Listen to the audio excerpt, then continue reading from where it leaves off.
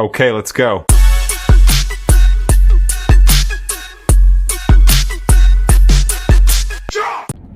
If you've ever had a panic attack, you probably thought to yourself that something is seriously wrong with you. Your heart starts to race, your chest gets tight, you start to get dizzy, and you might get tingling or numbness in your hands and your feet, really anywhere over your body. And your brain tells you that this is it. This is the end. Something is really wrong and you're not going to make it out. But here's the truth. Panic attacks don't mean that your body is failing. It means that your survival system is firing at the wrong time. I'm Justin with Anxious to Alpha, and in the last video I covered the 12 pillars of battling anxiety. And in the coming weeks, I want to touch up on each one of those and explain to you how each one of those pillars can help you overcome anxiety and not kick it completely, because you're never going to get rid of it. And it's an unfortunate realization that it's never 100% going to go away, but you can live with it. You can manage it, and you can get to a point where it is almost non-existent. So let's define a panic attack properly.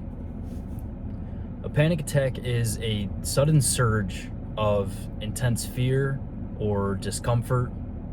It peaks within minutes, and it's accompanied by strong physical symptoms. And some of the clinical symptoms include rapid heart rate, shortness of breath, chest pain, sweating, shaking, dizziness, nausea, tingling, numbness, feeling detached, and fear of losing control or dying. I dealt with that one a lot. Whenever I was having a panic attack, I instantly had the fear of, I'm gonna die. If you notice something about these symptoms, almost all of these are physical. And that's because panic starts in the body. It doesn't start in your mind. With these symptoms, we can really start to break down what's really happening in our bodies and in our minds. A panic attack is really your fight or flight system activating. The brain has an alarm center called the amygdala, and its job is simple: detect threat, keep you alive. When it senses danger, it sends a signal to release adrenaline. And what that adrenaline does is it increases your heart rate to pump blood to muscles. It speeds up your breathing to bring in oxygen, reduces blood away from your digestion system, heightens your alertness, and it prepares you to run or flight. So, if it's not dangerous, why does it feel like it? Well, it's because it's intense, it's sudden, and you don't feel like you're fully in control of your body. Rapid breathing causes your lightheadedness, muscle tension causes your chest pain, adrenaline causes your shaking, and the hyperventilation causes tingling in your hands and your feet and really anywhere in your body. Your brain feels the symptoms and thinks something must be wrong. That thought creates more fear creates more adrenaline, and now you're in a loop. That's the panic cycle. Symptom, fear, more adrenaline, more symptoms. Panic attacks always peak, and they always fall.